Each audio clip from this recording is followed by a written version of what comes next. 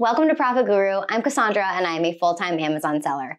If you're new here, on this channel, you'll find me posting videos every single week to try to help you learn how to make money on Amazon. So if you're into that type of content, please subscribe to the channel because it means a lot to us. In this video, I want to walk you guys through pretty much the easiest way that you can use tactical arbitrage. If you've watched any of my other videos, then you might have caught some on tactical arbitrage. It's one of my favorite softwares to really make things run a lot faster with sourcing products. But I get a lot of messages saying that the software seems kind of intimidating to use. So today I want to source with you guys and show you one of the simplest ways that I use tactical arbitrage every single day to help me to find really good products to sell. Let's go. Something that I've started doing is signing up for text message alerts with all of the different websites that I like to source from. This way, I don't have to go out and look each day to see who's offering different types of promo codes or deals. It literally comes right to my phone. So this morning, I got a text on my phone from the Vitamin Shop. And it says it's prime time to save 25% off with code WINGUST. So now, rather than have to manually source through their website, all I'm going to do is go into TA and input this 25% off promo and see what it shoots back at me. The very easiest way that you can do this is by coming to your dashboard and going to product search. But if you don't already have tactical arbitrage, look below in the description and I do have a link that gives you an extended free trial. So what we want to do here is set this over to the basic search. And now we're going to come over and find the Vitamin Shop. There it is. So I'm just going to click on it. And now I'm going to come over here and input that 25% store discount. Now for the category select, it will only allow you to select and toggle so many at once. So what I like to do is go through and see which ones they toggled for me. And if it's something that I'm not interested in selling, I will untoggle it until I have enough space to toggle all of the ones that I am interested in. And then as soon as you have everything toggled that you want searched, you have your store discount in there. You could also go into Rakuten and see if they're getting any cash back, which I'm sure they are. Just me personally, I don't like to figure that into my numbers. I see the Rakuten cash back as more of like a bonus for me, so I don't typically figure that into the cost. You could also put your sales tax in there to make sure you're getting a closer estimate at what the products are going to cost you in the end. And now all you have to do is hit search. Then I just leave it alone to do its thing while I'm inputting more searches. Then once it's done, I find it in my search manager and now I can see what it's pulled. So it checked a total of 19,602 products and it added 435 of them. Now I'll come to results and view data. Now you'll notice that up here there are a lot more items than it's actually showing. And that's because I don't want to waste my time just looking at products that I know don't meet my criteria. So what I do is I always sort and filter the data. So you'll see here, I only want to see things that have a gross profit of at least 3. And if I don't want Amazon to be holding the buy box, I could even get rid of them to filter this out even more. Another spot that I like to filter is the estimated monthly sales. There's no point in wasting my time looking at data for a product that doesn't even sell. So maybe I'll just put in 10 to make sure that it's selling. So you can see now that it's narrowed it down even more.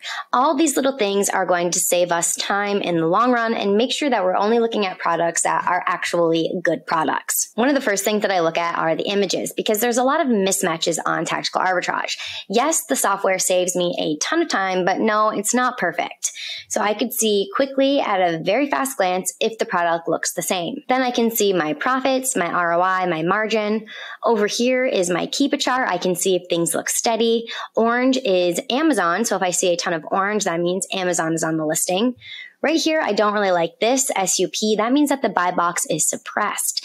If somebody goes to purchase this product, there's not going to be an add to cart button. They're going to have to click the button instead that says see all. And then in that case, they're probably going to choose the one that has the lowest price. So I'm kind of hesitant to jump onto products where the buy box is suppressed. And then we can also see the monthly sales and the number of sellers. Now, my dashboard might look a little different from yours, and that's because it doesn't always look the same. Sometimes if you're viewing the data before the search is complete, this will look a little different. Jumping back into the filters for a second, this is also a great spot where if you're wanting to merchant fulfill, not all products on Amazon does the buy box go to a merchant fulfilled seller. So this would be a great way if you are just looking for merchant fulfilled products to untoggle the FBA FBA and to just see products that a merchant fulfiller has the buy box, which merchant fulfilling is a great strategy to use around seasonal times, especially Q4 and Christmas, when the warehouses are going to be super slow and you're going to want to have to merchant fulfill stuff to get them out. Then as soon as something catches my eye and it's looking pretty good, right, I can see that these images appear to be the same. 33 monthly sales. The buy box is not suppressed. I can get this for $2.24, it's saying, and sell it for $14.99 for a profit of $5, ROI of 223%. So this clearly looks like a good product. The chart is looking good over here. The buy box seems to be steady from what I can see. We can pull it over though and check. I can make the range go out even further just to make sure across time things are looking good. And then once everything does look great, next I'm going to pull up each of the products. So we'll click and pull up the Vitamin Shoppe image and the Amazon one. Now, I was worried that this was going to happen, especially because the buy box was so steady. It made it seem like there weren't a lot of sellers. And this brand is making my IP alert go off. Now, just because something comes up an IP alert doesn't mean that you'll necessarily always get an IP violation for that specific listing. So what I like to do if this goes off is check the number of sellers. Right now, there's 1 FBA and 2 FBM sellers on this, which that's pretty low. But then if I come down and check the data from Keepa, I can see back here in July, there were 9 offers on it. And now steadily the offers have gone down. So this does kind of seem like the brand might be regulating this listing. Now, if there was always at least 8 or 9 sellers on it across time, then that would tell me that this listing, even though my software dinged on it, it's probably safe. Otherwise, there wouldn't be 9 sellers on it all the time. But because I can see that it's declining and there's not many on it right now, I personally would not take the risk. Now, once I found some products that I want to buy, one thing that has really helped me to grow my business and to stay on track is to track my spending. This way, I know what goals I want to reach and how much I need to be spending each week and each month to hit those goals. So let me show you really quick the spreadsheet that I use to track my spending, and then I'll tell you how you can download it for free. This is a way to really hold myself accountable to make sure that I'm purchasing enough inventory to meet the goals that I want to meet. And this makes it so that I can do that in a really easy way. And you can get a copy of this for completely free. Look down in the description and you'll see a link to my Gumroad profile. All you have to do is hit subscribe and it is going to send you this right to your email. Now make sure you go to file first and make a copy so that you're not writing on the master one. So what I do is come here to my purchase sheet and I input the date, title, ASIN, Amazon URL, purchase link URL, and then right here goes my individual units purchased. So say I purchased 10 of a certain item. Units in ASIN is asking how many are in 1. So if it's not a bundle, then the unit is just going to be 1. You're selling 1 individual. The other important parts are to come here and put in the cost for each unit. So let's say this costs $23.56 each. I can then input my payment method. Maybe I'm using my American Express card. Then it's going to automatically put this onto your spend goal sheet for the week so that you can see each week how good you're doing towards your goal. But if for some reason your order gets canceled, all you need to do is put canceled right here in the box and it's going to deduct that from your goal spending sheet. So it's super easy to use and it's a great way to hold yourself accountable to make sure you're purchasing what you need to meet your goals. So be sure to get yourself a free copy of that. In the description, click on the Gumroad, and then once you get there, you're just going to hit this button here. Again, it's completely free. This product looks pretty good.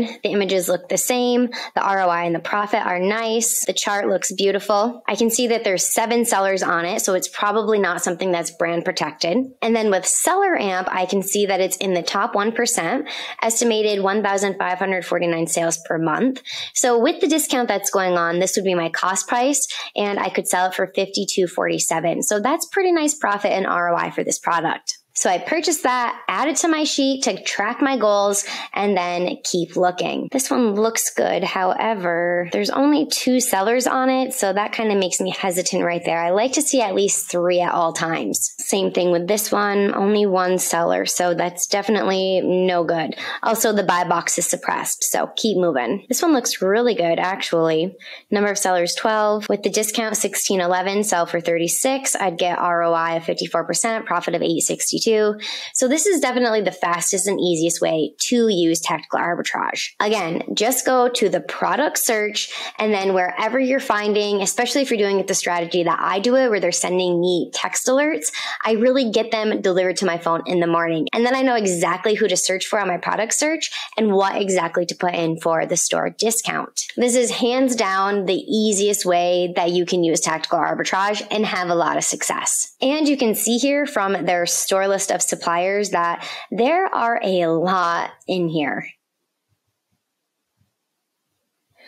I literally never run out of searches to do in a day. So if you're not comfortable using the advanced filters and setting those up, you really don't have to. Make sure that you're finding the discount codes, choose your store in the basic search, and then just put your discount codes in there. Again, make sure that you're selecting the categories that you want selected, because it only will select a total of 500. So uncheck the ones you're not interested in and check the ones that you do want searched. Hands down, the best way for beginners to use tactical arbitrage with success. I hope this was helpful for you guys, and I'll see you in the next video.